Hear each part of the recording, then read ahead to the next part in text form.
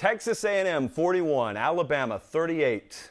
Why do societies make such a big deal about competitors? Why do societies, especially ours, and doubly especially in sports, why do we lionize competitors so much? Why do you talk about those alpha types so much? Well, in my opinion, the reason I've always looked up to supreme competitors and the reason I've always sort of lionized those alpha type A's is not because they just achieve a whole lot. To me, the true mark of those high-level competitors is how differently they respond to adversity than a normal person. Or if you're talking organizationally, how different those elite organizations respond to any kind of adversity than normal organizations would.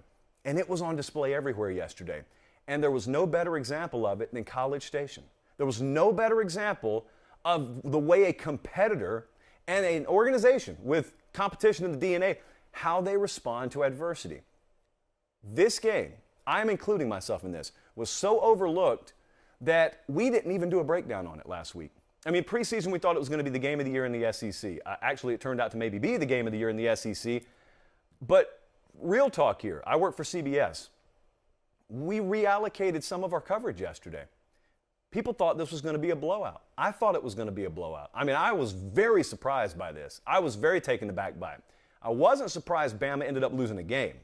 I was surprised it was this one. And look at that aerial shot. I had several of you that sent me actual, point of view videos from being on the field after the game. It was incredible. There were so many crowd stormings yesterday. I was a part of one. We had that one. We had Penn State, Iowa. But man, what a job by Jimbo Fisher. That's the first thing I want to start with. Everyone wants to talk about why Bama lost, and we can do that. But part of the reason they lost is because they got beat. There was a team that played better than them. They got beat. I don't care if they didn't get outgained. I don't care about all that stuff. I do to a degree. But it's a football game. Like, there are more than one or two ways to skin the cat. You don't always have to outgain someone on the ground. You got to be more opportunistic. You use your home crowd when you can. But Texas A&M found a way to win a game. It's the first Alabama loss since that Iron Bowl in 2019. I was there the last two times Bama lost, actually, and I remember that Iron Bowl. And what was crazy was Nick Saban in his postgame. He doesn't really have notes in front of him, especially on those road games. He knew. He not only knew it had been 19 games since they lost, he was also able to recall the last time we won 19 games in a row. We went on the road to South Carolina, and we lost one, and that was in 2010. He just recalled that. No one asked that specific question. He just recalled that. But it's something to witness, really, when you watch an organization like Texas A&M kind of get sold down the river. No one expected anything. And if you're telling me otherwise, I think you're lying. But their fan base did. Or at the very least, their fan base was willing to buy in because they sold that place out last night. It was a marquee environment. Talk to some folks from Alabama if you don't believe that. But they got off the deck. It's a reminder, I think, about Jimbo Fisher to the rest of college football. He didn't go anywhere. There's so much volatility in the opinion market week to week in college football. The beginning of a season, Jimbo Fisher's a quarterback whisperer. You got your starting quarterback go down. Zach Calzada doesn't immediately light the world on fire and insert himself into the Heisman conversation. So therefore, Jimbo Fisher's kind of overrated as a quarterback whisperer. Well, now what is he? Because 3 weeks into the Zach Calzada era, did he look like the quarterback last night you saw a couple of weeks ago against Arkansas? Or for that matter, the Mississippi State game? He didn't to me. And it's not just happenstance. It's not just luck. I mean, there were some things that broke Texas A&M's way last night. But Jimbo Fisher got really detailed in the postgame. And I really don't even think he emphasized enough how hard that staff had to work. Number one, to get their team where it needed to be mentally, but to get Zach Calzada as a quarterback to be where he needed to be. And Jimbo Fisher broke it down in a way that only Jimbo Fisher can. And if you think I talk fast, you ought to listen to him break something down. But I don't think most people can appreciate how hard of a task it's been, given what the last 2 weeks included, to get that team to play at the level they did last night. Absolutely, it was their Super Bowl. But see, there are a lot of teams play Alabama. And it's a lot of teams' Super Bowl. Not all of them play to that level. Texas A&M found a way to last night. But they really handled Calzada well. A lot of motion pre-snap. They moved the pocket. He was never a sitting duck for too long. I don't think Alabama had a sack on him last night. How about that offensive line, by the way? Texas A&M's offensive line is supposed to be the reason that they were ultimately going to sputter and then fall, and it has not been an offensive line to write home about much this year. But last night, they gave up 4 tackles for loss, no sacks, 1 penalty. A lot of quick passes, a lot of motions, a lot of stuff to get Zach Calzada in a position to make plays. And then on that point, it's on his shoulders, and he made plays. This is how Alabama loses, though. I mean, this is the formula. Unless it's just one of those freak occurrences, and I say freak in a sense that statistically it's an anomaly, like the 2018 title game against Clemson. They got beat like 44-16 or something like that. Outside of that kind of game, this is the way it happens. If you're going to beat Alabama, you got to drop some balls in a bucket that only your guys can catch. You got to have some turnover things go your way. But it's a hot quarterback, and it's a Super Bowl performance. And that's what we got from Texas A&M last night. But I think it surprised a lot of people, and it surprised me too. Saban had a good comment post-game. You know, he talked a lot this week, and it wasn't made a great big deal of because no one believed this could happen. But he is keenly aware, because he's dealt with this for years, that a team's record or their ranking doesn't mean anything if they play you at a top 10 level on any given day. And a team that has enough talent, and Texas A&M certainly does, is capable of putting together a top 10 caliber performance on any given day. It doesn't matter if they have 2 losses or 4 losses. The fact is, you're not dealing with the 4-loss caliber team. You're dealing with a team that's playing out of its mind right now. The scoreboard doesn't care that Texas A&M had lost a couple of games. Scoreboard only cares about that day. And last night, like, A&M did things they didn't do, obviously, the past 2 weeks.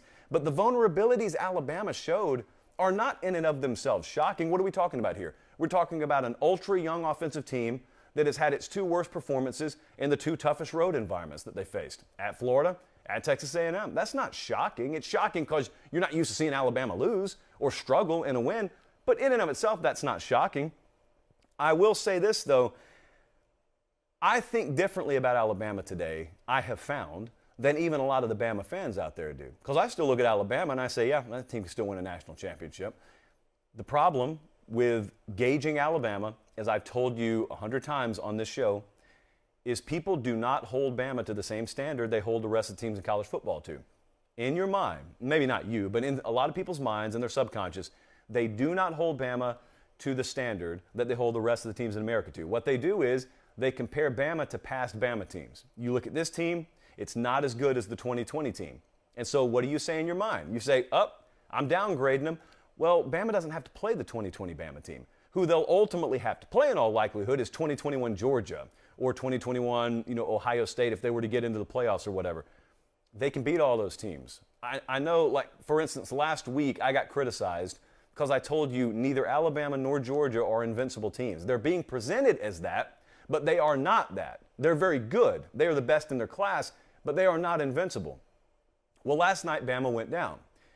Now there's a crowd out there that is going to make bigger fools of themselves, and they're going to trap themselves into the corner of convincing themselves Georgia's invincible. Georgia's not either. Georgia could lose a game too. Just because they don't look like they can doesn't mean it can't happen, because they've got teams coming up on their schedule that you're looking at and you're saying, well, based on what I've seen from them, they can't beat Georgia. What if you don't get a performance on that given day that you've seen from them so far? So with Bama, yeah, they can still win things. I'm very interested to see what they do with their rotations moving forward, because I'll tell you what I don't think they can do. What I don't think they can do is win a national championship playing the same cats they're playing right now. They just brought in the highest rated recruiting class of all time. Not enough of those kids are playing, and some of them are good enough to.